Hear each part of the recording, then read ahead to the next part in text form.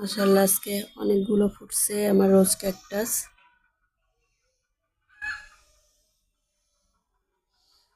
চুপসে যাচ্ছে যেহেতু এখন বিকেল হয়ে যাচ্ছে, এখন চুপসে যাচ্ছে।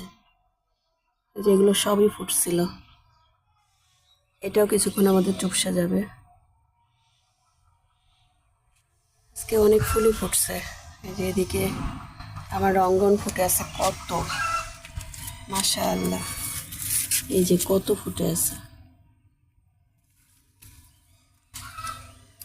পানি দিলাম কিছুক্ষণ আগে।